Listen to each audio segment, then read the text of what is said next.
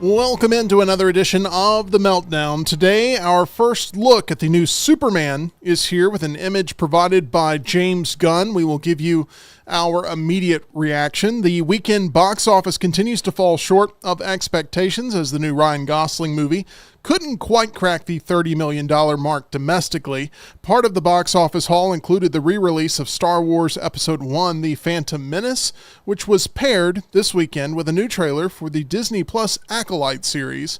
How much confidence do we have in that project, and is it even the best Star Wars trailer of the week? Tom Brady got roasted live on Netflix along with everyone else associated with him and on the stage, but was it a big enough draw for us all to tune in? And Lunce's list profiles the 5 best speaking voices that he can personally come up with. It's all happening right here on The Meltdown as it's brought to you by MyBookie and broadcasting live from the Culver studio. 2 big boys in a tiny studio, teaching you and me about everything they know that makes sound a meltdown. It's the meltdown, time for the meltdown, coming for the meltdown. Let's start the show. A special shout out to all of our lovely Meltdonians that are here with us each and every day for the newest live edition of the show, 2 o'clock Central, 3 o'clock Eastern. Thank you for filling up that live chat and being a part of the conversation. We really appreciate it as we're on the road to 2,000 subscribers, trying to get there by the end of the summer season as we are making jumps each and every day with your help, and we'd appreciate you subscribing here to the channel if you have not yet done that already. And don't forget those thumbs up. They really help channel growth as well. So thank you for your participation and for being a part of the conversation. The other half of the Meltdown, that is Mr. John Lunsford. John, is that a new hoodie? This is a new hoodie. You know, there's a certain hoodie I wear a lot that's pretty much white. Yes. That's this hoodie, but it's been faded and washed so many times that I got a new version that actually has the tie-dye intact on it. So, Oh, good. yeah, so anyway. I got scared for a second. I thought you were going to say, that's that hoodie. No, I was going to say something went very wrong then, but it looks great. I just know you're a fan of hoodies. I am. And I am They're my safe becoming space. a bigger fan of hoodies. My wife got me this one a couple of weeks ago, and I've worn it now twice on the show, but it's really, it has all the functionality that you need, right? Be able to, That's it's right. got movement and everything. It's a little warm, but that's what the hoodie, I guess, provides there. But I don't know. I just feel like you being the hoodie expert in which you are, that you could maybe give me some tips on where to look for my next hoodie purchases. I can. And the thing is, my wife hates that I do this, but I literally bought 2 of the same hoodies I already had because once I find a hoodie I like, I wear it every single day, like every single day. And I have another tie-dye hoodie that I ripped a hole in, like on the side. I was walking past in the bathroom at a rest stop coming back from Disney a couple weeks ago, and somebody swung the door open and it caught like the loose part of my hoodie right here and ripped a hole in it. And so I was like, well, I love this hoodie, so I'm going to buy another one. Hopefully it'll feel the exact same way. Because, you know, you never know with clothes, especially like a bigger guy. Clothes sometimes don't fit perfectly the way they did before. And, got a hole in that one. I wore it Friday because I thought I love it so much I'm going to wear it with a hole.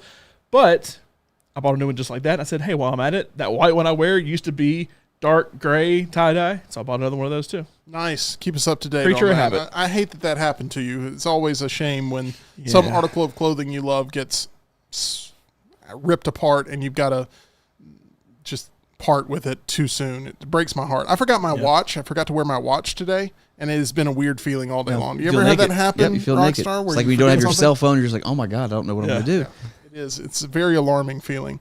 Not your watch. Correct. Taylor Swift's, I set you up perfectly for that one. Taylor Swift's Tortured Poets department had 439,000 physical units sold in week 2. That's the best second week for an album in 9 years and second best weekly number of 2024. Where do you currently stand with this album, John? You've had some time to think about it, process it. Do you still listen to it in the car when you're driving into work, or is it something you got to be in the mood for? No, I've moved on. I'm way more into her like really poppy music stuff you can kind of jam out to a little bit more. That was my biggest criticism of this album, is there really wasn't any of that on this album. I mean, there's some that you can kind of sort of jam out to, but No, I kind of moved on. Dua Lipa's new album came out this week. I like her music enough. It was okay. You look at the streaming numbers for it versus Taylor Swift. Not even on the same wavelength, but I like Dua Lipa's new album probably more than the Tortured Poets department, only because there's some more jams on it. So that's most of what I listened to this past weekend. I thought Dua Lipa had the best song on the Barbie soundtrack. I actually thought it was way better than the Billie Eilish I song. 100% agree. I think that one should have been nominated. Only time we may agree today. I understand the Billie Eilish song being nominated, but I would have nominated Dance the Night. I would have nominated that instead of I'm Just Ken. I know I'm Just Ken was like the moment or whatever, and you really pretty much only did that to get Ryan Gosling to perform at the Oscars. But no, I thought she had the best song from it. John, how many movies did you end up watching this weekend? I watched 8 or 9. I lost track. I only watched 2 that I hadn't seen before. It was just one of those weekends. I kind of was just at home. So almost the whole Fast and Furious franchise. What percentage of these were movies you've already seen before? All but 2. All but 2. One is a 2024 movie I watched. The Idea of You, which was not very good. Then I watched The Idea or the movie? The Idea was not very good either. Then I watched Dream Scenario, A24 movie from last year with Nick Cage. It was okay. I watched all 3 Oceans movies. I watched Sing 1, Sing 2. Sing 2 is great. I like both of them. I watched The Fifth Element. Weird. That was one of my favorite movies of all time. And I watched, I feel like there's one more. How many is that? That's 6. That's 8.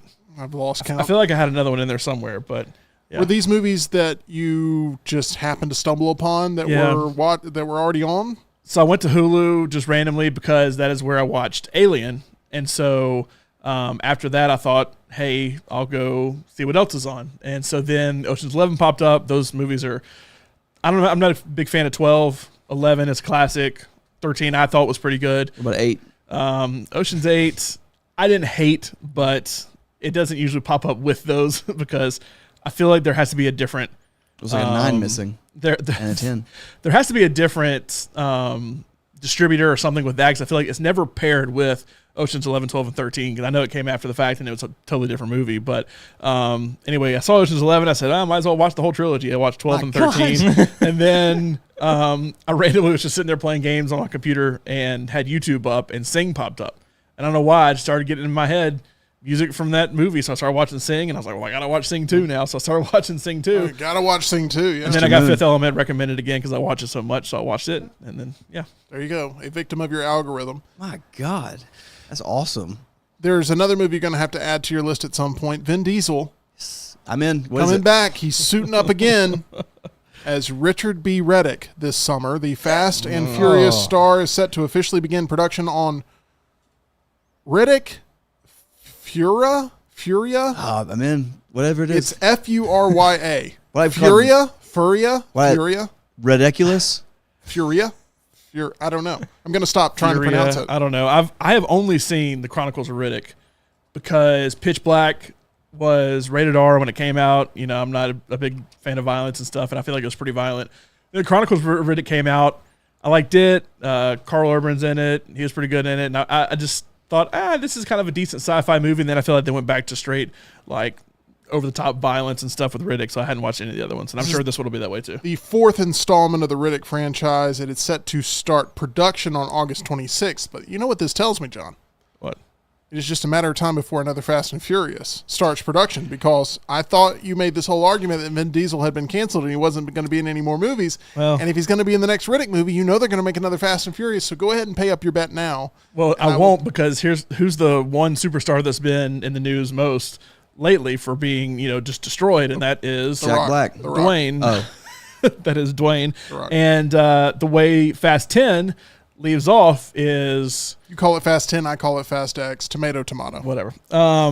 Is that The Rock is back and has to, like, save the day. Well, if The Rock is because it's like, they had their whole fight. Why did he have like why is his character's battling chronic diarrhea that day? He can't come outside. Like, he doesn't have to be, like, he can imply, like, hey, what's his name, Davey? What's his name in the movie?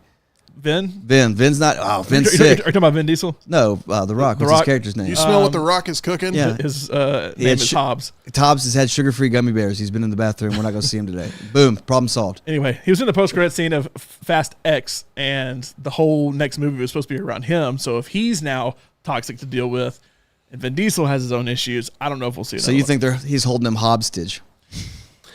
I think The Rock is going to end up minding his manners, and he's going to try to rebuild his reputation. I'm glad Tyler loved that. I got joke. one. I got one. I loved how you moved past it immediately. That was the more. funny part? Okay. Want to get to this. It is the biggest entertainment story of the day, no doubt, and that is James Gunn having shared a first look at star David Corenswet in costume as Superman. Let's go ahead and take a look at this. I want to get to initial impressions here. John, you are a very visual person. You like when things look the part. So I trust on you to overreact to this one photo because the entire internet is overreacting to this one photo of whether or not the movie's going to be good based on simply this imagery alone. A lot of people seeing it here for the very first time on The Meltdown today. This was published just a few hours ago by all the trades after James Gunn released it. John, what is your immediate reaction to the latest look at this new iteration of Superman? Well, I don't have to react to this photo. I already was saying the movies were going to be bad. And this, I don't know. Now, I'm not a big DC person like you are and other people are, but I don't know what the giant pink eye in the sky is. That's a squid. That's shooting. Jellyfish. Like, this reminds me of Guardians because obviously it's James Gunn, and even with the Suicide Squad with the big starfish they fought at the end, it's like the weirdest stuff have come from the movies that James Gunn has done. And this literally, things are probably, I know it's off screen, but there's so much in this picture that's being destroyed and people killed and everything, and Superman's like, I'm putting my boot on. It does look like he's taking his sweet time. Which tells me one thing, and maybe I'm the only person that sees this from this. This picture looks like a comedy to me. Like, the world's being destroyed. Huh, let me lace up my boots. And there's like a montage of him getting dressed, like, you know. And it in his loft. Superman does not need to be funny. Okay, let me back up. Everything he has done has been funny, superhero-wise. Okay, let me back up one thing you're saying, in that it does look comedic in tone. I do not believe the movie will be overly comedic in tone. I believe it will be lighthearted. It will be less dark than what we saw in Man of Steel. It will be a little bit more light on its feet compared to... It won't be Zack Snyder. It won't be Zack Snyder. But I'm getting some Homelander vibes here from this photo. Yeah. Tyler? Which, by the way, is funny, right? It is supposed to be a dark comedy. Yeah. But I'm getting some Homelander vibes here. Homelander, obviously the complete inverse of what Superman stands for and is. Tyler, when you look at this photo released by James Gunn today, does it excite you more for the project? Does your excitement remain the same level, or does it excite you less? It's about the same. I've always preferred DC over Marvel, but never really liked Superman. But John mentioning the pink squid thing in the background has me a little bit excited because if that's what it is, then that means Brainiac's the villain in this movie, and that would be super interesting. I don't think we've seen him on screen before. I'm glad you were able to read into that. I don't know for certain who the villain of this is going to be. We know Lex Luthor is being cast in this. I don't know if he's going to be the primary villain or just a secondary villain. Rockstar, when you see this image, does it do anything for you as a not massive fan of superhero cinema, but someone who can respect when something is executed properly? Yeah, no. Okay. It looks... does he have the red undies? He does. Okay. He has the red trunks on. You can tell. And if you look at him, like if you squint just enough, I'm telling you, he looks like Clark Kent.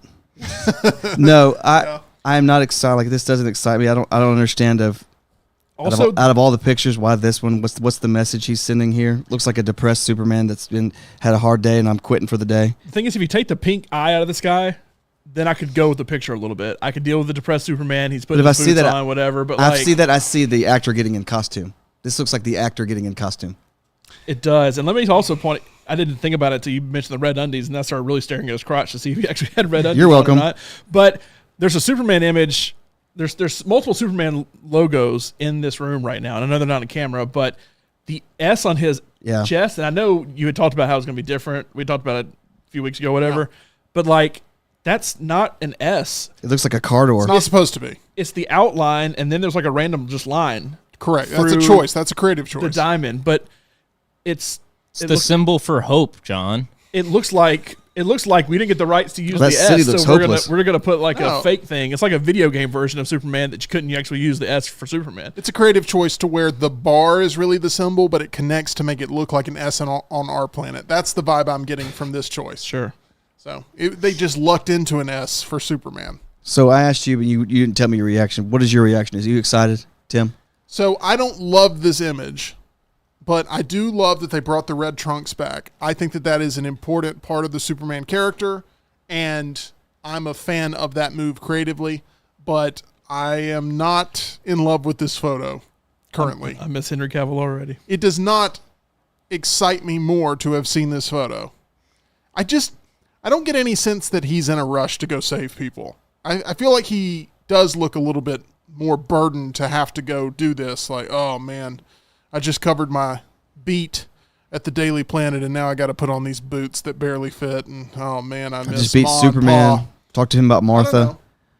I hope we get a little bit more of an optimistic take on Superman compared to someone who hates being Superman, which is what we've gotten for the past decade or so. So that's where we're at with this new look. The movie opens up in theaters July 11th, 2025, and it remains, regardless of what you think of this image, probably the most important superhero movie to ever be made.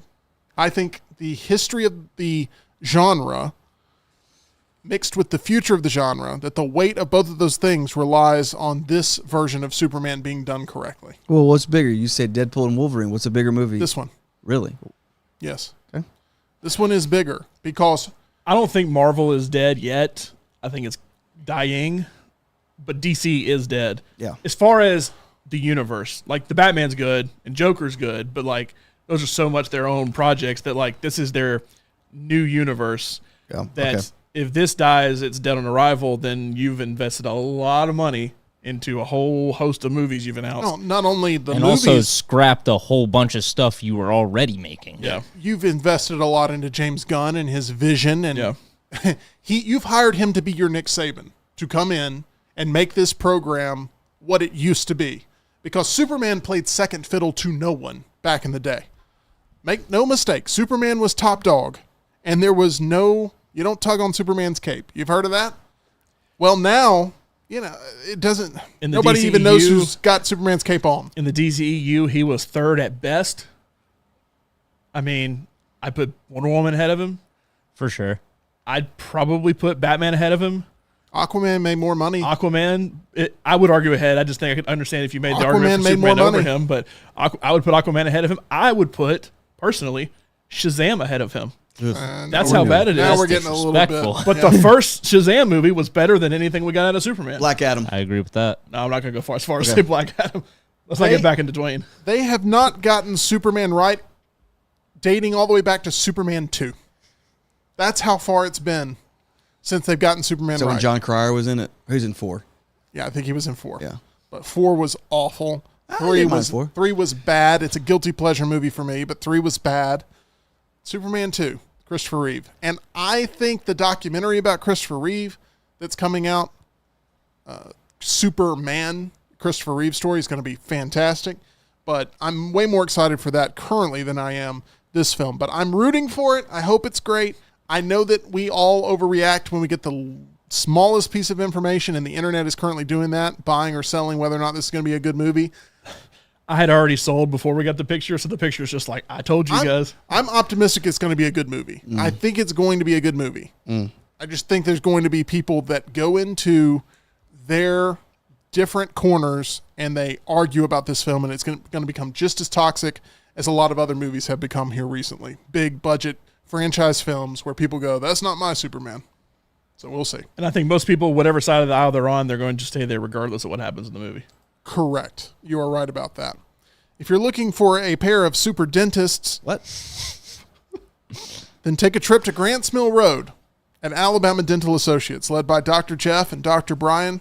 I love visiting the professional dental team that they've put together, knowing I am taking care of myself the best way I can. Look, I dreaded going to the dentist for years, hated the idea of it, had a really bad situation happen with my former dentist and said, you know what? It's time to break up. And that's when I found Dr. Jeff and Dr. Brian. They are the solution to all of my dental healthcare needs. They've got the latest in technology. I always feel like I'm being taken care of in a way that is friendly, professional, courteous, and they care about my pain management during any procedures that I have to have there at Alabama Dental Associates. If you're ready to find that perfect dental team, reach out and try Alabama Dental Associates for yourself.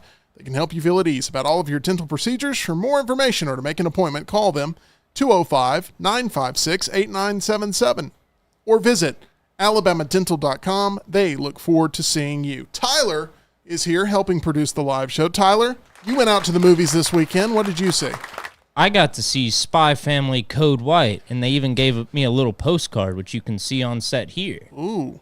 Yeah. Now, is this a sequel to Spy Kids? It is not. It is a standalone story for Spy Family, which is awaiting its 3rd season. So I went into this as sort of a tester for the series because I haven't seen an episode of Spy Family, and it's one I'd like to start. Okay, so this made you more interested in the property. For sure. Which is part of the goal, I think, here. Now, for those that are new to the show, Tyler is the one that has to hold up our anime sector of the Meltdown, and we appreciate him doing so. John, you've dabbled with anime, but not really something you've gone deep into. If it's not Sword Art Online, I really haven't dove into it. How far did you get in that one? I've watched everything Sword Art Online has to offer. The movies, all the TV. I mean, that you can watch. I haven't read anything. So you're up to date on it then. I am. Wow. I love it. I love the I concept. feel like you're about to throw him a trivia question or something. I mean, you No, can. no. I mean, but I'm good. It's the whole premise. The thing is, I mean, it goes off on all kind of tangents after the fact, but the original premise of it is basically VR headset. They have a new game. You put a VR headset on, you start playing the game, and then you realize you can't take it off or you die. And if you die in the game, you die in real life. Okay. So I'm a huge, massively multiplayer online game player, and so the premise of it basically being your life is very interesting. What was it called again? Sword Art Online. Sword- SAO. S- It's hard to say it all at once. Yeah. I heard Sword Art Online. Yeah. Sort of online Sword is what on- I heard. I Sword heard Art Sauron. I was like the guy. Sword Yeah. Art Online. Okay. Rockstar's back with us. Good. Rocky, question for you. When it comes to creative teamwork in producing a product that is artistic in nature, Right. whether in music or in media, how important, in your opinion, is it to have chemistry? How important is that? Very important. I mean, if you have like Bernie Taupin and Elton John, they just match. It's kind of hard if, for example, if you wanted me to write a funny skit, and you paired me with Tyler, he would want to do anime stuff, and I'd be foreign to that, and it'd be hard for us to have chemistry on something like that. And the product we would deliver, I don't think would be great because he doesn't understand what I like, and I don't understand what he likes. So it's kind of hard. I feel like we have paired you on a project. It's called The Meltdown, daily, 2 o'clock Central, 3 o'clock Eastern. But you mean like a group project outside of this room? You said something creative like yeah, music. no. I'm not trying to catch you in a... No, I you're didn't okay. mean to be- Yeah, he can't hear me over here because I'm over there. I just don't. Tyler and I don't get along with anime. I don't understand. I don't watch Sword Force 1 or whatever. It's okay. I guess I'm not creative. You're a Spy Family. I just- Creative in different ways. That's what I'm saying. Like you have your way and I have my way. If we come together, it's going to be a nope. I don't think it. No, I don't think. I think this would be funny. No, I think this would be funny. I've had it before where some people think they're funnier than they are, and they want to have 95% of the writing. And can I change this word to and? No. It's fine just the way it is. No, but I literally want to put that and. But without naming names, I mean, I'm sure you've worked with people in the past that you've had zero chemistry with. Oh yeah. And it comes across in the product? Yes. It's almost like this project was due today. Here it is. And like I'm not proud of it, but it's on its due date. But it's the same thing with music. Like you're like, God, this guy's. You have a chemistry in performing live.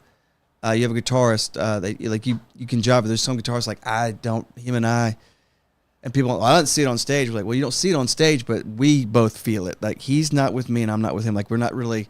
This is turning into a job. This isn't really fun. Yeah. So you can. Some people can see like that. You can tell that bands.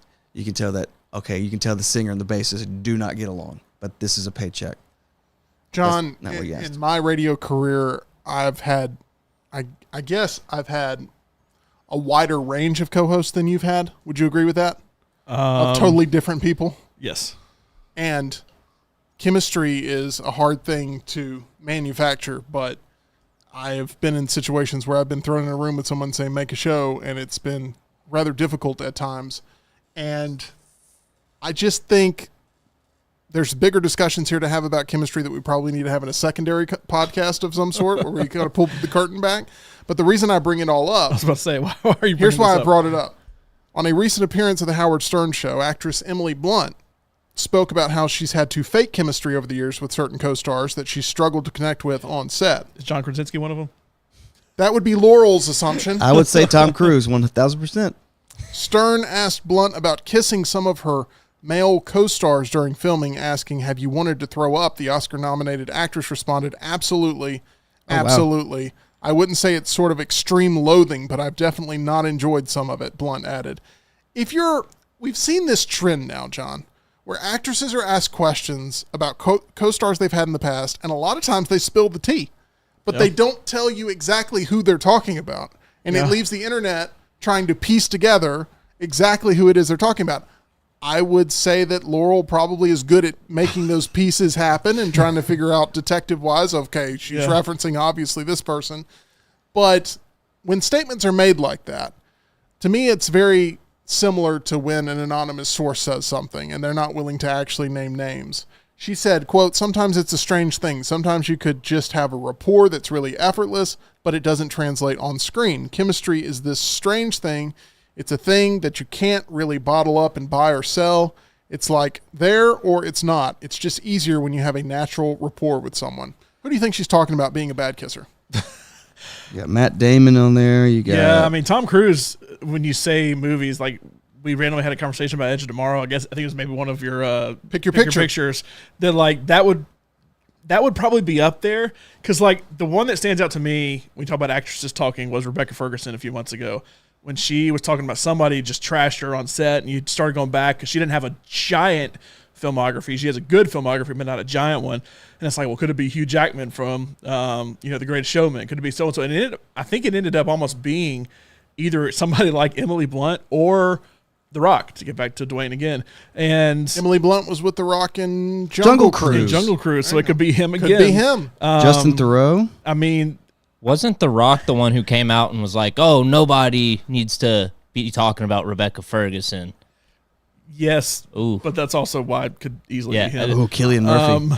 Could be Cillian Murphy. Could be Cillian Murphy, Two movies with Cillian, Oppenheimer and A Quiet Place Part 2. Yeah. Meryl Streep.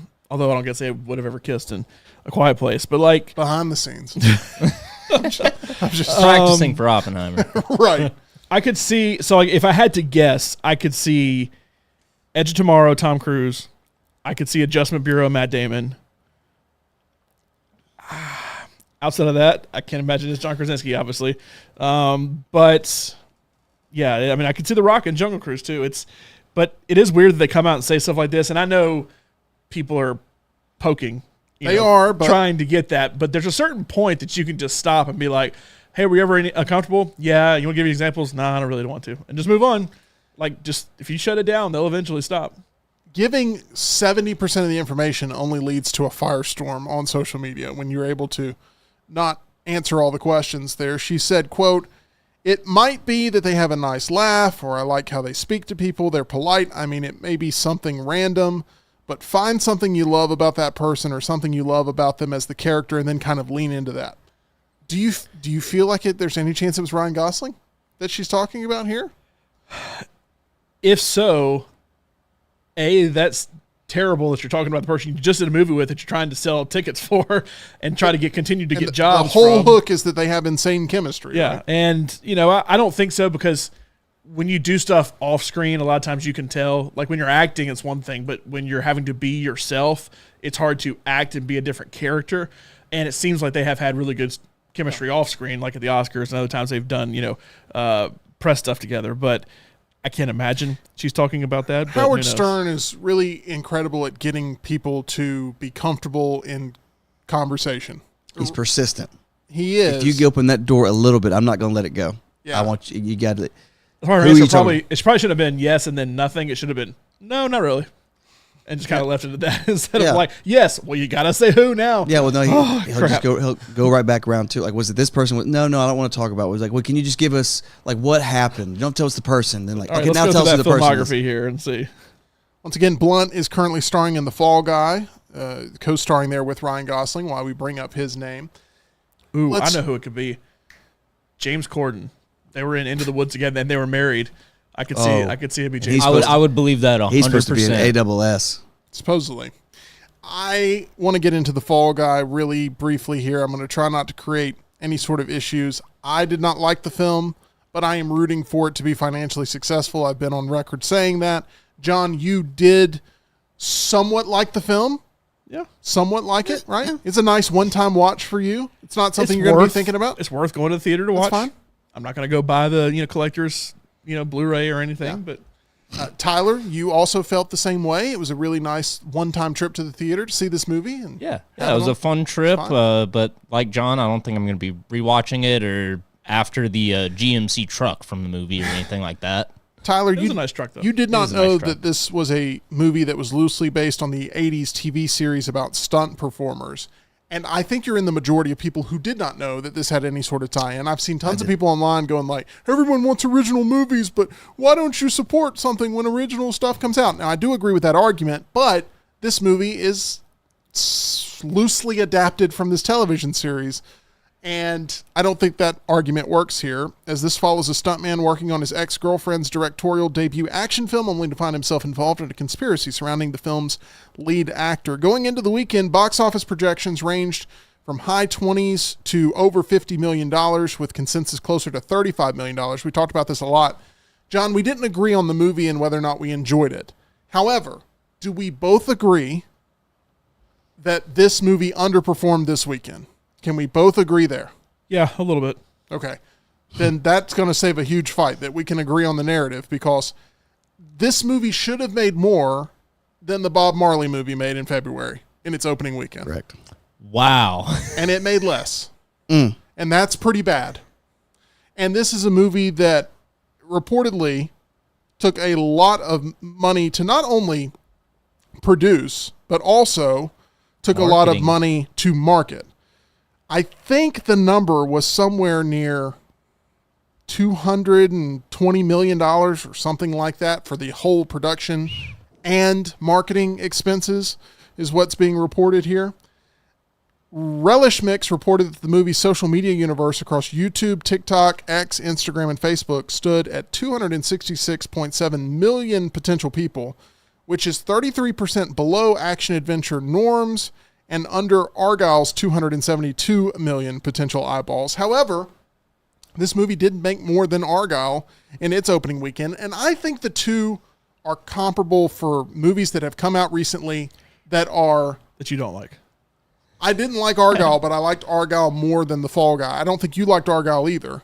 No, I hated Argyle. But I think that you can compare these two movies with sort of their tone of like kind of tongue-in-cheek action movies. That's pretty much all I've got on how you can go with these two. But they both underperformed. Action comedies, they both underperformed this year. The entire box office weekend totaling around $73 million. That's all 55% from the same frame a year ago when you had Guardians of the Galaxy Volume 3 leading off the summer with $118 million in its opening weekend haul. Was it a mistake to book The Fall Guy for this early May window once Deadpool and Wolverine moved off of this time slot, for Universal to come in and say, okay, we've got the movie that's going to fill this date now that Disney moved off of? Was it a mistake to put The Fall Guy here in this spot? Should they have released maybe earlier in the year, John? Well, competition aside, if this had come out Memorial Day weekend at the end of May, it would have made double what it made now.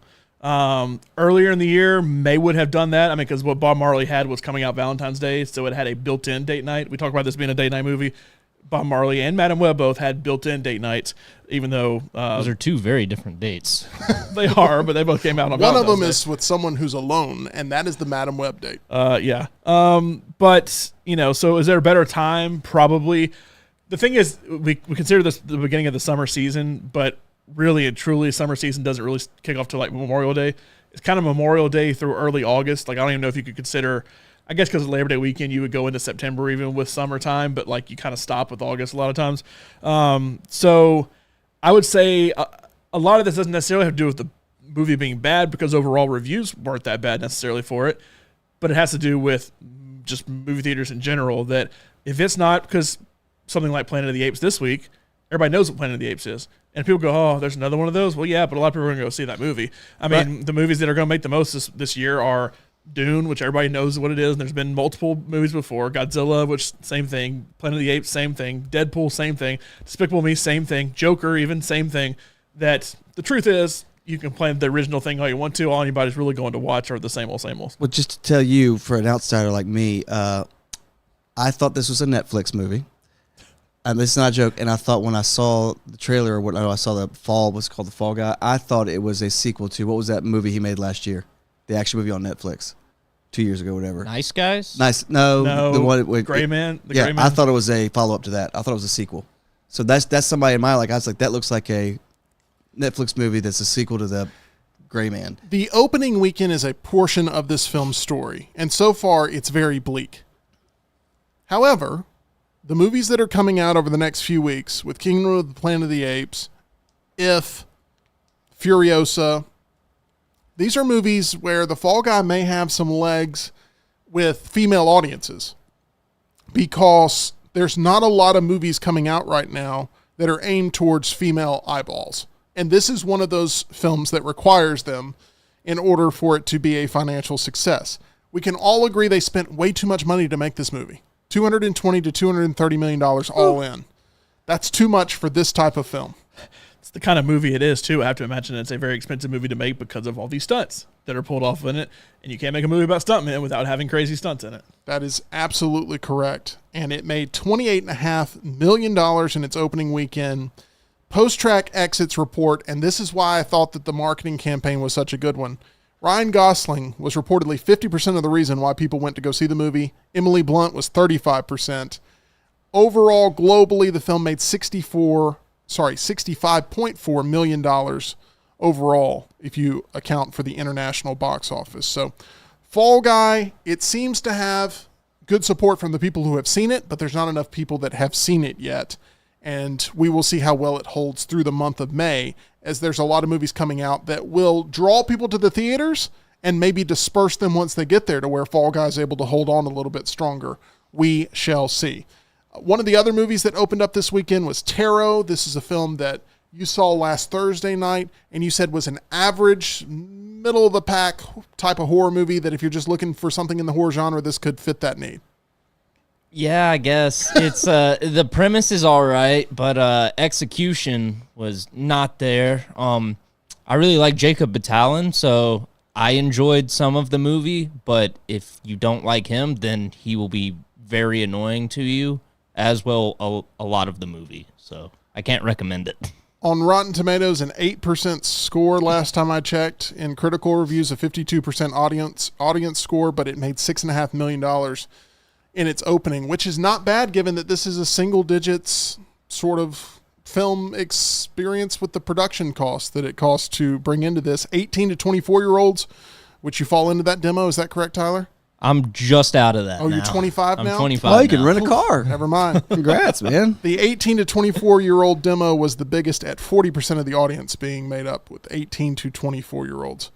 So there we have it for Tarot. But it was not the number 2 movie this weekend. Star Wars The Phantom Menace, the re-release from 1999 on its 25th anniversary, ended up coming into the 2 spot at an $8.1 million weekend total. John, do we both agree this is a big success? Yeah. I'd say any re-release making that much money is a success. Absolutely. Very smart to put this out on the May the 4th weekend. That, I don't know that making 8.1 is enough to say, oh, well, that's why people didn't go see The Fall Guy. But, anytime you re-release a movie, you expect, a few people will trickle in here or there.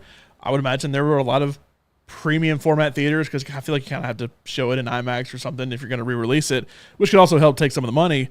Even if it's, I guess it could hurt The Fall Guy from it's not on every IMAX screen because you got to put a movie like Phantom Menace on something because it's a big Star Wars movie. But no, ultimately it's successful. And hey, when it beats everything else except for the one massive release that came out, it works. I think it's got to be looked at as a win. It was also a movie that made $300,000 from just marathon screenings alone. There were some theater chains that were showing all 9 films in a row which you want to talk about the way that audience may have smelled by the end of that. I don't know. I was trying to find a showing for that, but there are none around here. Well, I don't know if you know this. You would come in on. We live in Birmingham. Birmingham sucks when it comes to movies because it actually would have. I've thought about Lord of the Rings, same thing. Like it would be cool to do absolute full extended cut. That's next month. Beginning to end, and because I mean you're talking about a 13, 14-hour experience to watch just 3 movies because the extended cuts are close to 4 hours long a piece. But I saw that started like Friday at like 8 o'clock and went through the next night, and between each movie you had like a 15-minute break, and then between sagas, like between the 3 each, you had like an hour break to go get something to eat. I was going to say, well, what are you charging a ticket for that? How are the theaters going to benefit? Like, I mean, for 3 movies that are old, I'd pay $100 to do that it. screen's taking the whole day now for those people that pay that ticket. So that screen's out for the rest of the day. I don't know what they charged, but I can promise it wasn't $100. It wasn't $100, but I would pay $100 to do that. No. They also gave you a poster. They should pay you $100 to go do that. 9 movies in one sitting. What people got as well as a 4-minute special look at Disney Plus's The Acolyte, which was attached to the movie. And The Acolyte trailer that dropped still does not excite me for this series. It looks cheap. Okay. I mean, I'm not... Okay. You don't have an opinion? I haven't even seen the new trailer. I saw that it came out today, but I haven't watched it yet because I'm going into this. Honestly, I approached everything, including The Mandalorian, when it first came out. Now I approach The Mandalorian different now that we've had 3 seasons of it. But every Star Wars show they've come out with, I've been a little hesitant, but enjoyed most of them. So I'm going into this one thinking like, You've been pretty defensive of Disney Star Wars overall. It's caught you some heat, but I mean, you're being honest. It's genuine, and I appreciate that. But you aren't. It seems like you're selling Superman on an image much more than you're selling The Acolyte after a couple of trailers. Well, but I know exactly what I'm getting from Disney Star Wars. I have zero idea what I'm getting from James Gunn Superman, other than I have one James Gunn DC movie and I didn't really like it. So, and everything else James Gunn has done outside of Guardians, I don't really care about. But, I mean, you go through their shows. Mandalorian's been pretty good and a hit. Boba Fett was awful, but it was basically Mandalorian, season 2.5 or whatever it was. The Obi-Wan show was all right. It was okay. Andor was incredible. Ahsoka, I'd say, was incredible.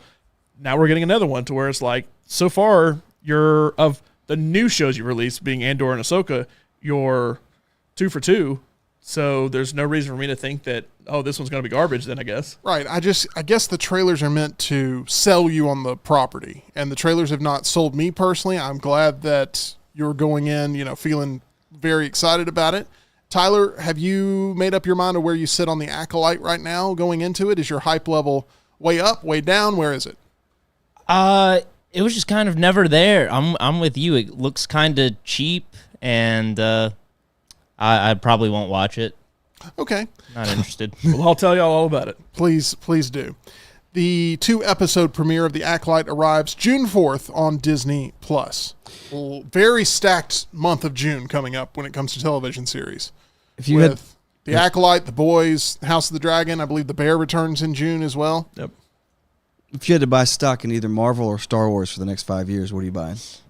I am buying stock in... Disney?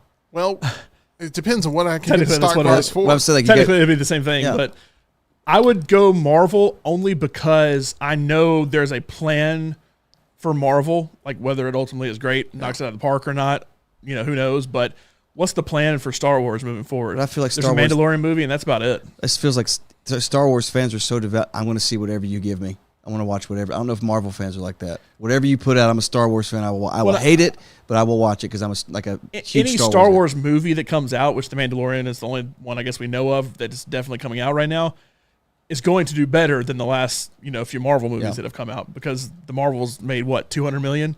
You put Star Wars, hey, this is a garbage movie out, Yep. and it's still going to make more than $200 million. So, I mean, just from that, but just from sheer numbers and the fact that the biggest Marvel property of this current phase is coming out this summer, and you're building into Fantastic Four that could be huge, could be bad. You never know.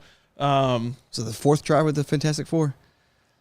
It feels like it. Third, big budget try because you had the one with Jessica Alba, Chris Evans, all that. You had 2 of those.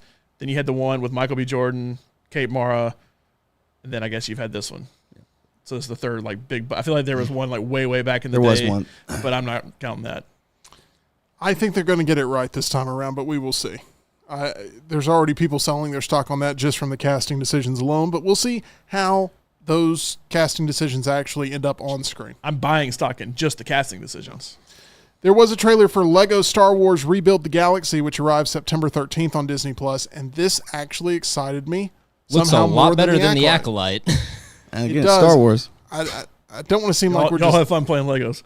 Yeah. The Lego Star Wars games were great, John. The last 10 seconds of Lego Star Wars Rebuild the Galaxy pays off some fan fiction that has been circulating around for years and fan theories about Jar Jar Binks coming back as an evil Sith Lord, and that is what appears to make its... That's exactly what it sounded like. As Lego Star Wars Rebuild the Galaxy looks to me like Marvel's What If, but done with Star Wars style and Legos as the aesthetic. The whole thing with Legos, and Fortnite has gone all in on Legos and Star Wars Legos even this past weekend, but the whole thing with Legos is you can build whatever you want to. Like if you can dream it, you can build it. And so why not make Star Wars crazy? I mean, What If has done some cool stuff. It's not the what ifs I would do. Like I would change different superheroes around and stuff like that. But in Star Wars, you basically have 2 sides that then if you say, what if you switch certain aspects of both sides? That's basically what this does. That, it's cool. Nick says in the chat, Tim, man, the second trailer looks a lot better for the Acolyte. I think this is going to be a good show. I hope that I'm wrong about this. I love being wrong when I'm pleasantly surprised that something is really good, and I hope the Acolyte delivers. That poster that they released, that was the thing that got me most excited about the Acolyte. That's been the best part of it so far. The lightsaber hilt with the blood splattered all around, but I just haven't felt that the series so far has earned that based on the marketing material they put out. But I will be watching, and I will hopefully be pleasantly surprised. Challengers had a really good hold this past weekend at the box office. We all consider it to be one of the best movies of the year. I believe it's number 1 for me, number 2 for you, number 2 for you. Number 2 for me so as well. We all love Challengers, and it dropped less than 50%, which is a great hold for that movie based on word of mouth, as it collected $7.6 million over the 3-day weekend, and counting Friday, Saturday, Sunday, of course, and it's almost up to $30 million. It'll pass that today. Tarot, the movie we mentioned that's the horror movie, low budget, ended up in the 4th spot there. Godzilla Kong, The New Empire at number 5. Civil War at 6. Unsung Hero at 7, which is the movie I believe your parents were going to go see when your father accosted me in the parking lot. So They did see The Fall Guy this weekend, and my mom basically had the same opinion. Like, yeah, it was cool to go see in the theater. Awesome. That's about it. I'm glad some people are going. Kung Fu Panda 4 ended up in the 8th spot. This is a movie you plan to see this week, Tyler. Yeah, me and my little sister are planning on seeing this tomorrow. Going to try and see it in 3D. One movie you never want to take a little sister to, that is the movie Abigail, and ended up in the 9th spot, as it will make you hate little sisters everywhere, because this is like you hate movies. Well, there's that. Tyler really hated Abigail, if you can't tell. At number 10, Ghostbusters Frozen Empire, which passed the $100 million mark last week, I believe, and is now at $109.9 million after a $1.8 million haul, still holding there in the top 10. Netflix remains a very big competitor to the theatrical distribution system, and with live productions like what we got last night, it sets the internet ablaze, which does most of the marketing that's needed for a production like this on its own, with people wanting to participate. It was the roast of Tom Brady, featuring the former quarterback who played 20 seasons for the New England Patriots and 3 for the Tampa Bay Buccaneers, taking incoming jokes from some of the biggest names in comedy. John, you obviously watched a ton of movies this weekend, maybe didn't get around to this one, but you were very aware that it was going on because the internet was literally on fire during it. It was. As we were watching a movie last night, my wife was like, oh my God, did you see this? Oh my God, did you see this? About the roast. She started with Kim Kardashian being booed off the stage. She says she's not, but she's a big fan of watching the Kardashians and their whole saga play out. So that was fun to see. And then she's like, oh my God, they made a joke about Aaron Hernandez. And then they made Lots another. of jokes. And then they made another. And they made another. And I was like, I mean, hey, with a roast, a lot of times, nothing is off limits. Except that's the most jarring thing is that then Tom Brady stood up and said there's something that was off limits. And Massages. I'm surprised that you can make all the jokes about Aaron Hernandez you want to, but you make that one joke and we got to shut it down. It was a little bizarre to me. You buy that as being a genuine reaction that he had? Yes. Do you buy it that he was told at any point if something goes too far, you can make it known that you want it to stop? Or do you? I have to imagine that has been said in roasts across, forever. Well, but like, I feel like he legitimately, It was about Robert Kraft, the Patriots owner. Well, right? this- And that if Robert Kraft's legacy dies, honestly, so does his and Bill Belichick's. So I feel like he's like, I got to protect the Patriots as much as possible because if that whole thing crashes for whatever reason, and not that it stops what happened on the field, but you get a negative taste in your mouth about the Patriots as a whole, then you think negatively about Tom Brady. I feel like that's why he did it. Aaron Hernandez. I remember on the Comedy Central roast. Well, I know, but like there's kind of the same thing. The Comedy Central roast. I think they ask you. There's got to be some things that are completely off limits, and I think Alec Baldwin said, "My daughter, the rude, thoughtless little pig, is off limits," and of course Blake Griffin said it. So I don't know what your consequences. They can also edit that out. Like Nikki Glaser said, I've had a lot of jokes that just get edited out that are like home runs. But I know for some of like for Donald Trump, I remember like bankruptcy that is off limits. Whenever but I think people still say it. But I don't know how you get dinged for it or why can't edit it out. This thing was a live production that featured Ron Burgundy. Getting tired of that. I'm not. I was not I love tired the character. of it. I I'm thought it was getting great. tired. Thought it was great. Really enjoyed it. And watched basically from that point on. Watched a little bit before that, I think. I rewound to see. I think rewound is probably an old term. But I took it back. Scrubbed. I mean, you technically did. I know you rewind, but I don't know. Just saying it reminds me of all the Blockbuster mantra that's needed to avoid the fees that are associated with your rewind fee if it's not done. But I feel bad saying rewind when it comes to Netflix because Netflix killed Blockbuster. I feel like I have blood on my hands when I say it.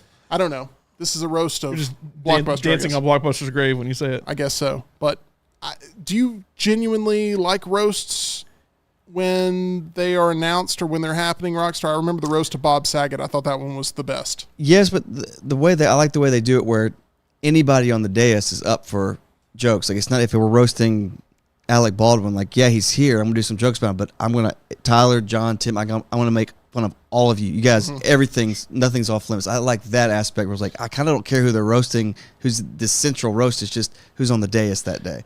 I think those are the better jokes. It was very strange seeing so many sports figures being so vulgar and pulling back the curtain on so many different interpersonal relationship type humor. And just not something I ever thought we'd see Bill Belichick getting up there playing the role of stand-up comic and roaster. Do you think all this comments, like if they do this again, who would it be the next person they could do that would draw eyes? I would love. This obviously was a success. So I'll give the roast of Taylor Swift. Yeah. I would, if we're going to stick with athletes, I would love to see the roast of LeBron James. I was about to say LeBron's, I think, the only other athlete currently, Tiger, but I feel like you're kind of past that maybe with Tiger, but because obviously the jokes write themselves for Tiger, but I don't think he would do it. I think LeBron would do it. Get all the NBA players out there. So he wouldn't do it. Kevin Durant. Damn. I was like, he'd be the best reaction. Like the first joke, he just storms off the stage. It's like, damn, all I said was you're skinny and tall. That's all I said. He wouldn't even show up to the LeBron one because, I mean, there would still be jokes at his expense. Yeah. I can't think of an athlete. Like, Tom Brady is an athlete that transcended the sport. I can't think of any other athlete minus LeBron right now that really is that way. Live Shohei Ohtani and his translator has to go like, hey, he just said what he said. You're talking about the translator that cheated him out of all that money? He's still up there, or is it a different one? But they have to translate every single joke to him. Live content on Netflix is something they flirted with. It's something they produced a couple of live presentations now. There's a special that aired Friday night that's not getting as much talking about it as many people. It's Everybody's in L.A. John Mulaney, who was doing sort of like he's doing a short-term talk show where he's in L.A. and he picks a L.A.-centric topic and he brings on people to talk about it. He had Seinfeld on this first episode. The other one airs today, but not nearly as vulgar as what you've seen from the roast of Tom Brady, not even close. And it's been absolutely trumped in coverage and people talking about it. And Mulaney's a hilarious guy too. I love him. I'm glad someone in this but I have not watched the show. Room feels that way. But I didn't watch the roast either. But see, like I love John Mulaney, but This is news to me that he has a show. The only John that John loves is John Lunsford. He does not love John Mulaney. Off the top of my head, I can't think of anybody else, but surely there's another one out there. I hope you don't prove me right there with that. John Goodman? Oh, there you go. I'm trying to think of JONs. I mean, there's it's good. hey, there's a good point. there's a JOH Jon in. Stewart. John Stewart, yeah. Jon Stewart. There's a JOHN. That's right. On Lunce's list today. So Ooh, can't wait to get to that. The biggest quote from Tom Brady through this was talking about Deflategate, saying, quote, the NFL spent $20 million and found that it was more probable than not that I was generally aware that someone may have deflated my footballs. You could have just given me the $20 million and I would have told you I blanking did it. Yeah. And that got the biggest reaction from the crowd from Tom Brady's time up on the stage. But live content on Netflix, they've not only tried to put the death nail into rentals and rental services, they've done a pretty good job of that already. They're trying to destroy cable packages as well. And they're going to be competing for huge rights to huge events and creating their own. And I, one of the big talking points on the next round today, and I feel like over the weekend, has been TNT potentially losing the NBA because of what it does to Charles Barkley and Shaq and that show. But that seems to be maybe one of the big things that'll fall from like a regular basis going to a streaming platform. And I think that'll get Netflix, Apple, Amazon, everybody involved to ultimately end up pretty much, maybe outside the NFL, buying pretty much the rights to all the sports. From losing television rights to losing weight the right way, we partnered with Way to Wellness and Leslie and her board-certified team, John. Yes, go to aplanforme.com. You too can get on the right plan, just like Tim is, just like I am, just like Jim Dunaway is, just like my dad is. You see Tim weighing in right here. Now you see me weighing. See, by the way, that's the hoodie. See how wide it is versus the hoodie that I'm wearing right now? I wear the same hoodie a lot. Go to aplanforme.com. Visit Leslie and her whole board-certified team. She will get you on the right track. Everybody there has kept me on the right track. They've kept Tim on the right track. We've dropped over 65 pounds combined. Didn't weigh in this past week because of my surgery, so looking forward to going back and seeing everybody next week and see how many more pounds I have dropped and how many more Tim has dropped and continue that journey. I feel better. I know Tim's feeling better, and because of that, our clothes are fitting better, which is why I had to get a new hoodie in a size down. So go to aplanforme.com and learn more about Way to Wellness. It is now time for Lunce's List. The quality of someone's speaking voice can go a long way. Normally when people hear themselves talk on some type of recording, they are stunned at their own vocal texture. Me. Many people dismayed by their own vocal texture. So which notable voices are worthy of some added appreciation? It's time for John to speak to us with this brand new edition of Lunce's List. What is this? What is this? Lunce's List, Lunce's List, oh. What is this? What is this? Lunce's List, Lunce's List, oh. Lunce's List to five. Lunce's List to five. Lunce's List to five. Lunce's List to five. John, you have been tasked with naming the 5 individuals that fit some very specific descriptions and have enviable speaking voices. Here are the categories. One of them has to be a male actor, one a female actor, one a comedian or a musician, your choice. One is a broadcaster, and one has to be an individual associated with the state of Alabama, and you will rank them in order of awesomeness. So they also have to be alive. Yes. And you told me I can only mention one honorable mention for each category, which is tough, especially for the male actor one. But for me, there's two qualities I really like in a good voice, and that I would just hear you talk in your normal voice and say, boy, you have a good radio voice. That's deep and a little raspy texture to your voice. Because to me, that's kind of the perfect like DJ voice.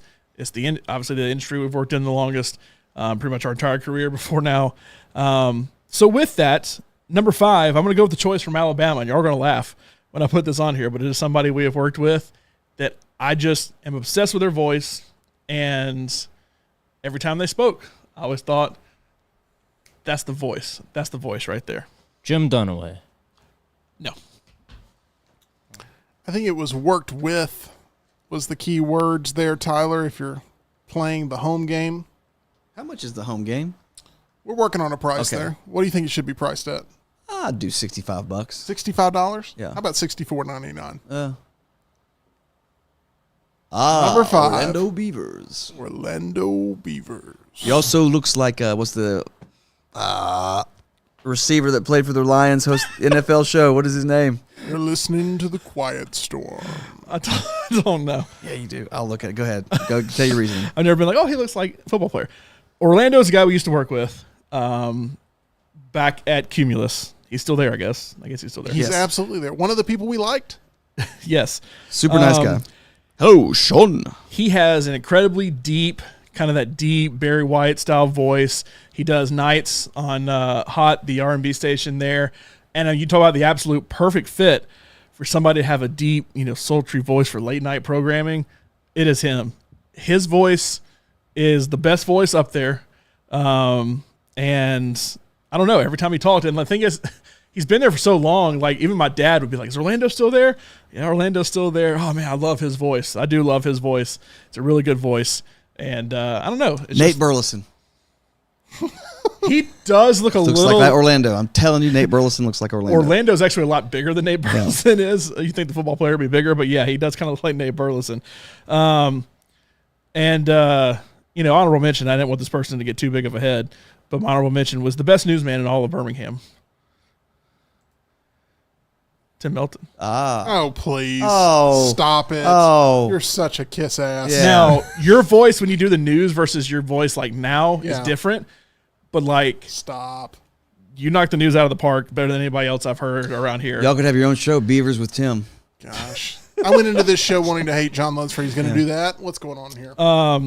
But no, I don't know if y'all like his voice or not, but I love Orlando's voice. I love Orlando's voice. I love Orlando. I thought we were talking about me. The best thing Orlando ever did was we had a segment on our old show, Primetime. This is what I was laughing about while you were bringing up Orlando. It's the worst segment I've ever come up with. It's maybe the worst thing we've ever done. Worst thing we've ever done. Now I'm going to go back to hating on Tim because he came up with this segment. Oh, it was so bad. Well, let's hear it. It was called Alfred the Magic Coin. Oh, God.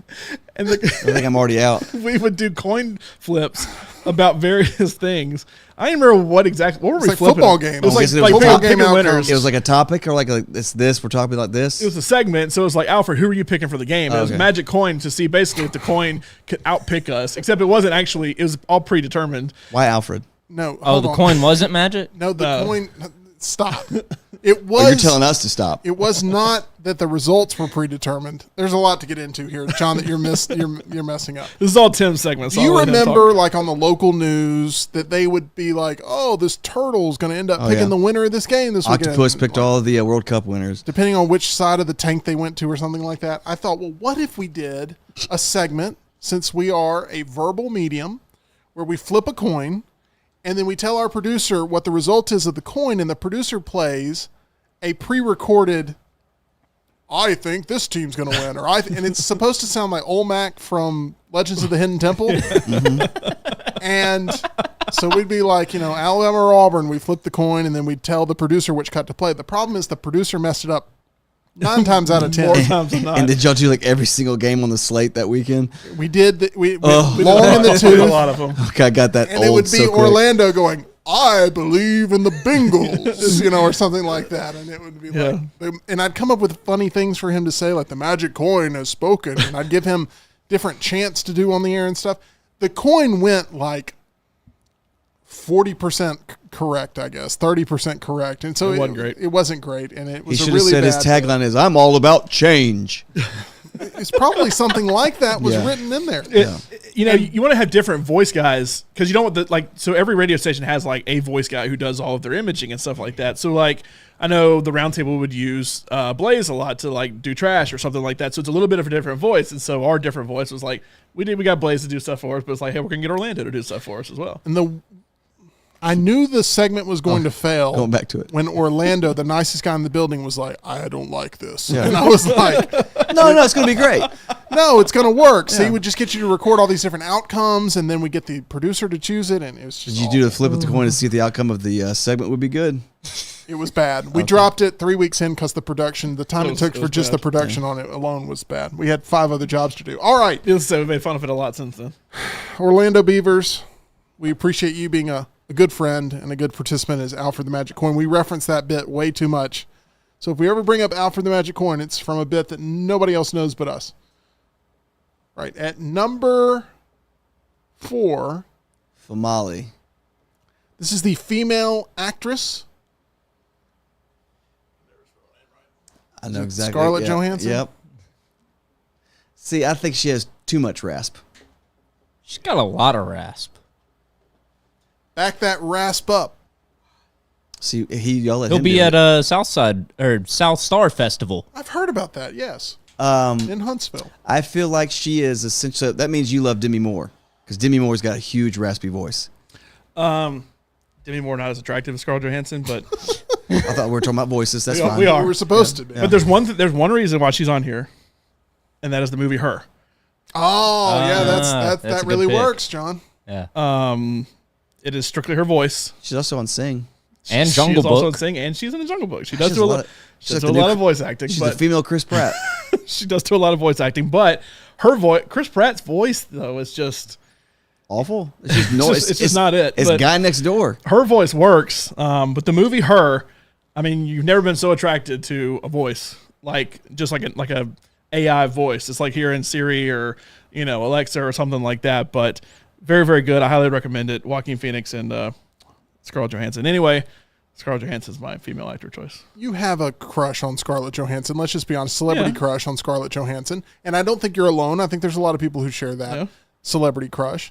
But, like, Laurel has a bunch of celebrity crushes. How do you handle that in your marriage? Like, keeping the celebrity crush dialogue going? Yeah, 'Cause but I feel like she's going to judge yours more harshly than you judge hers. Oh, absolutely. But like it's just like it's silly and stupid, I guess. So you just kind of take it that way. I don't know. Like it's like it's Scarlett Johansson. I mean, every single person in this room and every single person on the planet has a crush on Scarlett Johansson. So Colin Every Jost. single person. Every single person on the planet. Hey, Colin Jost won the lottery. I mean, he won it. But no, I really do like her voice. I mean, one of her best movies is where she's literally just talking the entire time. Did you like Her?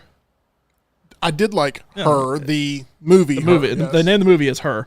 But she basically plays like an AI operating system. It's just her voice. It's really good. Yeah, it is a really interesting movie, and it's actually, you know how a lot of movies are ahead of their time? That movie was like a little bit almost behind its time. Like we had already started to get there with that. Yeah. And then now it's like, this movie isn't some sort of fantasy, like we're here already with this. I think GPS really kind of did it first, I feel like. But then, you yeah. hit smart speakers, you hit, Siri on your phone, all that kind of stuff. But it's a really good movie. And it's not her putting on an act either. Like it's just her talking. Like I know I keep saying the word her a lot, but By the way, Ben-Hur was on the most recent Lunce's list. because and I get it. It's not just, hey, this person can do the best impressions, because there's a lot of people you could go with of that. Now, some of my people on here do good impressions because they just have such a good voice in general. They can turn it into impressions too. But Scarlett Johansson really doesn't do impressions. She kind of is just herself and everything, but it works. Let's go ahead and go to number 3 You on didn't do the Lunce's honorable. list. You didn't do the honorable mention. I didn't really have one for this. I do like a really good, clean female British voice. It's got to be clean though. I mean, this is. Sharon Osbourne. I'm not saying this is the number one. This is the number one. I'm not saying this is like definitely my honorable mention, but somebody like we mentioned Dua Lipa, like she has a really good, clean, like British voice, like somebody like that. Like if I had a choice of choosing, Give me some Dame Judi Dench. Yeah, I was about to say Judi Dench. Come on now. She's she done does, audio but books but as now well. it's too Ellen old. Mirren. Ellen Mirren's Same thing. good, Now too. it's too old. It's not as clean because it's older now. So, Scarlett's older too. okay. I just Trying wanted to think Judi about- Dench and Helen Mirren. Trying to She's think about not who 90. else would be in this grouping. I mean, I don't know off the top of my head. I'm just thinking, like, I just mentioned Dua Lipa. That's earlier. That was top of mind, but Beth Moen. Okay. okay. This is why we were supposed to move on to number Let's 3. move on. So these are the choices that remain. A male actor, a comedian or a musician, and a broadcaster. So back to Her. That was a Spike Jonze movie, wasn't it? Yeah. Mm-hmm. I always get that one confused with the Lars and the Real Girl for whatever reason. Ryan Gosling. Gosling. Howard Stern for the broadcaster pick. All right, I gotta pick How does a bone this with you on happen every one. time we have a full-on conversation about somebody who ends up on Lunce's list that day? That's very random. Do you notice that's a trend? I know it is a trend. What do you not like about his voice? No, I love his voice. Here's the issue: it is severely enhanced. He and I a huge Howard Stern fan, and they used to have a thing called the Wrap Up Show. And Gary and John Hine would do the show. And one day, Howard was upset with what they were talking about, and he called on the phone. If you closed your eyes, and I said, who is that? There is no way. He put so much compression and bass on his voice. I think he cheats. He does have a good voice, but I think his voice is much higher than you think. His voice, so when I think of his voice, I mean, I agree with his radio. You can tell him talking on the microphone. When you watch him, it doesn't look real. It doesn't seem real. But his voice, for me, that still sells me on this really good voice is when he was on America's Got Talent. And maybe they did the same thing with his microphone. Oh, but he's very finicky. Him more off the cuff, talking, conversing with people. And when he was a judge for a long time on America's Got Talent, still a really, really good voice. I do agree they kind of make it a little over the top on his radio show, but still overall really good voice. I think Private Parts still holds up as it's like the Office Space for radio. Yeah. And I crack up every single time when he starts doing ad copy that he doesn't have the copy for, and he makes up this whole story about how he used to go there as a kid and his dad would bring him there and it was the best thing in the world. And then they give him the copy and he's like, grand opening coming up this weekend. All right, folks, I'll be honest, I was lying about this. It's so funny. It makes me laugh every single time. Did you like Casey Kasem's voice? Yes. Okay. See, we had to choose people that were alive, but probably broadcaster. I probably like his voice the best. When you listen back, this bugged me. This is when I have issues with sound. Casey Kasem does have a good voice, but if you listen back to him, his breath in between, you'll listen to like, Andy writes, I'm telling you, listen to it. He'll go and tells you everybody comes to the basketball game. We all come to the basketball game. Just listen to it. I remember as a 7-year-old going, my God, what is wrong with his voice? He's on still every single weekend. Shaggy. He's been dead for a decade plus or whatever, but he's still on every single weekend. They dig him up for rock blocks all across the country. Yeah. They will AI generate his voice to do countdowns in the future. Does Ryan Seacrest still do that? Yes, I think he owns. Once he's done, then we'll be to the point where they can do something like that. I feel like they're already replaying him and all those. Ryan Seacrest has a good voice top too. hits. I think. Okay, but anyway, Howard Stern at number 3. Was Casey Kasem your honorable mention, or did you just use it as a? Well, I mean, but he's dead. I dead couldn't for a include while. it. Okay. He probably would have been number 1 if I could have included dead people from a broadcaster standpoint. So Mike from we got baseball talking about the New York Yankees. Are you My doing friend Don Imus right now? What is this? Mike, this is Mike Francesco. Uncut Gems. Mike Francesco. Okay. It also could work for Don Imus. It could. One of the best cameos ever when he randomly pop up in Uncut Gems. This is bookie though. It was good. All right, number 2 on Lunce's list. I thought this list would be a dud, and it has not turned out to be a dud. It's been good. That's that. Tim has a lot of faith in you. I just, normally when I send a topic, John will be like, sounds good, I'll work on it or something. He didn't send anything back when I sent this. Nothing. So I was like, He's too busy watching movies. He didn't care about this, obviously. I mean, he sent nothing. No feedback at all. I was like, okay. So this is the male actor spot. John DiMaggio. I have to look that up. What? Yeah, same here. So this is how you broke the rules? No, number 1 is how I broke the rules. Which is obviously a comedian or musician. So, this guy has a ton of iconic roles, and they're almost all pretty much just him talking. Okay. What have I missed? The 3 most iconic roles for me, and why I love John DiMaggio, is he's Bender from Futurama, he's Jake from Adventure Time, and he's Marcus Phoenix from Gears of War, which is a game I've been obsessed with. It was between 2 people for me. It was John DiMaggio, who has a good deep voice with a little bit of rasp to it, and Clancy Brown, who's the same way. Oh, Clancy Brown would have been a good pull. Clancy Brown, most notable voice, I guess, probably being Mr. Krabs. Mr. Krabs, and then I guess acting as Hadley from Shawshank. And he was in, most recently, John Wick 4. He was in Dumb Money. He was on Billions. He's going to play Salvatore Maroni in the Penguin TV show. Oh, that's a good pick. He also was Neo Cortex in the old Crash Bandicoot games. Yeah. He was Surtur in Thor Ragnarok. Anyway, John DiMaggio, though, Bender, Jake, and Marcus Phoenix are 3 characters from properties that I'm obsessed with. And his voice is a really good voice. He can do good acting, too, like good voice acting, too. But all of those, if you were to basically... You know how, like another person I thought about was H. John Benjamin from Bob's Burgers, Archer. So the guy that talks like this. Also, the narrator in Boy Kills World. That's totally random. Arby's. Well, he's a big part of that movie. You gotta try Arby's. Yeah. His voice is good. It wasn't good at first, but it got better. Yes, I agree. It always you have a warm up phase. Yeah. But I do have a warm up phase. But then when you nail it, you can't nail it later again. on, Yeah. he'll be Scottish. Bob's Burgers, the animation just kills me, and the daughter, whoever plays the voice of the daughter, kills me. Kristen Shaw. I can't do it anymore. You're not even gonna miss Seth MacFarlane, your favorite guy. He has a wonderful voice. Yeah, I'm just talking all about the his stuff he can normal. do. Yeah, he's got a great natural Oh voice. gosh, this is what happens when you singer Oh, or comedian. He's technically both. I don't feel Yeah. like that's breaking the rules. It's not. That's not breaking the rules. If that ends up being your number one person, that does not break the rules. I just saw that John DiMaggio voiced Schnitzel and Chowder on Cartoon Network. That's awesome. And there it is. Sorry, John. I didn't know I bursted your bubble. You didn't break the rules with this pick. Okay. I mean, No, because he sings. I don't know if you'd be like, well, he's more of an actor than, Absolutely The not. dude grew up on like show tunes. he's more of a musician right Yeah. now. I am right there with you. You are not getting what you thought you would get. Y'all from all me. mentioned they're a male actor. That's why I thought you're like, oh, you put him a musician. Okay. Anyway, musician, Seth MacFarlane. He is a music. He's a Number wonderful one. musician. Yes. He's a crooner, which EG does not know what it is. Correct. But That's a kind of a noodle, isn't it? Seth MacFarlane obviously can do very good impressions, but his voice in general is very deep, very good. It's Brian's voice from Family Guy is basically just his normal voice. True or false? I don't like Family Guy. True.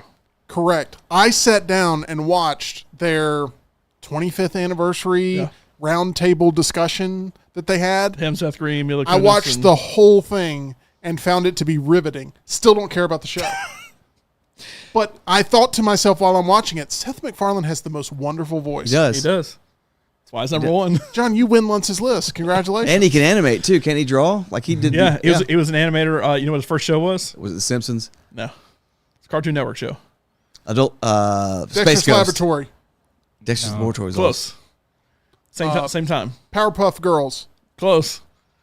Johnny Cow and Bravo. Chicken? Johnny Bravo. Johnny Bravo. Johnny yeah, Bravo is where he that got to start fits. animation. That fits. But yeah, anyway, He can do a great Fred Flintstone. he can do a great everything. Yeah. And that's why he's number one. I Easily. like when you sing Cyndi Lauper as the different Family Guy characters. Yes, did that on Graham Norton. Anyway, very good. I Seth wish you MacFarlane. would watch. John, please watch A Million Million Ways to Die in the West. It's the only thing I have not seen that he has done. The only- and it's almost it's become not a, half bad. It's almost become a thing now that I haven't watched it. It got just panned when Yeah. it came out. And I Yeah. promise you, it is not that bad. Especially after your love of Westworld. If you go in with the mentality of like, I'm You've going to been watch saying that this for- like a Westworld You've been saying comedy, that for a decade. it's hysterical. Did you watch? I haven't watched it. Did you watch any of the Teds? I've watched both the Yep. movies and like half of the TV show. Do you like TV that? 'Cause show's it's good, basically too. it's basically Brian's voice. Or no, it's Peter. No, it's Brian's voice. It's mostly Peter's voice. The first one's good. Second one fell off without Mila Kunis. They brought Amanda Seyfried instead. She's okay. TV show doesn't really hit for me. The biggest reason I started watching it is they shot on the Universal backlot, and when we went to Universal, I guess this was in August, like last August, we went to LA and we went to Universal, and the whole back lot was still made up like Ted's set. Yeah. And they did a whole thing promoting, and like Seth MacFarlane did like a video or whatever, like promoting, like, hey, Ted's coming out soon. So it's kind of fascinating to be like, I actually drove past that house. Hey, I remember that building or whatever. It's okay, but it's like a prequel to the movies, and I like more kind of present day Ted than Yeah, present day Ted's more where it's at. just the world. I like the world Yeah. of Ted of the movies as opposed to the TV show. See, I like the series more than the movies. I mean, it's not bad. It's just I kind of watched like halfway through it and kind of fell off watching something else and didn't really go back. After watching that, I said, "Oh, Peacock has a reason to exist." The answer to this Yeah, it's called The question, Office. the answer to this question may be obvious to you guys, and it may be unanimous. But which ends first, Family Guy or The Simpsons? Family Guy. Like I don't think like neither one has any. Simpsons. Here's the thing is why Family Guy ends first. Seth MacFarlane has nothing to do with the show anymore. He has completely dropped off the show. Other than probably cashing checks from He's it. just obviously still voices the characters, but He's not the showrunner. He doesn't write for it. He doesn't animate. He doesn't do anything. And that was discussed in the 25th anniversary. He signed a gigantic deal with NBC Universal, which is why Ted was on Peacock. Even though Family Guy Finally got to make the Orville. The Orville is super underrated. I highly recommend if you haven't watched it. I couldn't really get into it at first, but then I went back and I said, I'm going to sit down and watch it. And I sat down and watched the whole first season. I was like, it wasn't too bad. I'm going to go into season 2. And then it started getting really, really good. But I still say Family Guy because I feel like The Simpsons. All it takes is one of those members to say I'm done. Yes. And I feel like death will almost come for one of those first. Gosh. How long has the show been on? I'm sorry. 88? Just 89? But, like, Mila Kunis,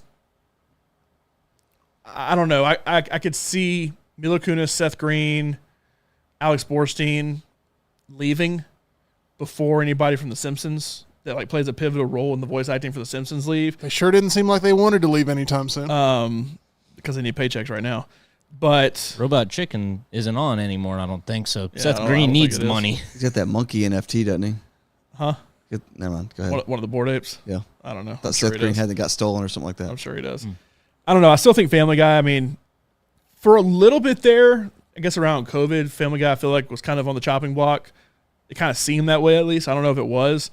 But then it got renewed, and I think it still gets decent numbers. But what made me think it was on the chopping block this year until the special came out was they moved it to Wednesday. You know, there used to be that animation block on Sunday night, and that's what The Simpsons was. That's where it was. That's where American Dad was. That's where Bob's Burgers was. I don't know what's there now because I never watched it live. I just always watch it on Hulu after the fact, but it's on Wednesday now. So I don't know if that was like a good move, if that was a bad move. I don't know. I had It no seems idea. bad, though, that you had to move it off to Wednesday from your animation block. Nobody really watches the traditional programming anymore. Like they typically just stream it anyway once it's on Hulu. I used to always watch it on Monday before poker, and now I can't do that. I got to wait till Thursday to watch it on Hulu. So. Well, there we go. A very, very thoughtful and solid list here that if you were to erase maybe the left-hand side, I would love to see Reed come in and guess what today's list was about because he would never be able to figure it What out. was your honorable mention for number 1? For musician? I didn't have one. He's so strong. Okay. He works for both sides. Truth is, I came up with him first as male actor. Like, oh, that's the obvious choice. Then I was like, there's so many male actors that I could choose from. I mean, I could go through and mention a Ving Rhames, a James Earl Jones, a Sam Elliott. See, I said You got a lot of Arby's people. Get one honorable mention, and here you go breaking. That's the only rule you've broken. You're starting Patrick to name off Warburton, who's in Family Guy. Yes. I'm Patrick surprised Stewart. Morgan Freeman never got brought up once this the episode. voice of the Birmingham Freeman- Airport. 'Cause he's Morgan Freeman does not do it for me. I mean, he's fine. Oversaturated. Wow. He's fine. I don't dislike him, but he doesn't do it for me like, oh my God, that's the voice compared to the way some of the people act very about pleased. it. What about greased up deaf guy? The fake Morgan Freeman at the Birmingham Airport gets me every time because it's like clearly someone trying to pretend to be Morgan Freeman that is not. Yeah. Like, hey, can you sound more like Morgan Freeman? I guess I can. Anyway, I can't do it. I'm not going to do the impression. but One of the Family Guy, it's not something far on. One of the Family Guy people does a really good fake Morgan Freeman. That's really, really good. It kind of sounds like the guy from He's the one that Birmingham did Airport. Cleveland, wasn't he? I don't know if he does the Morgan Freeman or not. Oh, what's that guy? Henry. No, no. Peter. that's Rocky. Yeah. You're going to end up getting a big job if you keep talking. Oh, on this I know. show. It's I'm talking coming. about like Mike Henry. huge job. Yeah, it's coming. I guarantee. It's any day now I'm going to get an offer for something. You're already being told you look like Seth Green. Now you're going to actually Yeah. take over his spot. Amazing. All right. I'm betting on Rocky's professional future. And, John, you're betting on a lot of things at MyBookie. I am. Go to mybookie.ag. You can bet on the NHL playoffs, the NBA playoffs. You can bet on. I bet on the Kentucky Derby. Didn't win anything from it, but I bet on the Kentucky Derby this past weekend. You can bet on anything, anytime, anywhere. Just use that promo code right there. Next round, get a first deposit bonus on us at mybookie.ag. We appreciate your support of the program. Make sure you hit that thumbs up button for us. Helps us out tremendously. We'll be back again tomorrow with a fresh Lunce's List and a fresh edition of the Meltdown. Don't forget, Wednesday, we have a triple threat trivia title match that's happening this week. It is going to be huge. Should have an update on that tomorrow for you right here on the Meltdown. Really appreciate you giving your time to us, and we'll see you again tomorrow, 2 o'clock Central, 3 o'clock Eastern.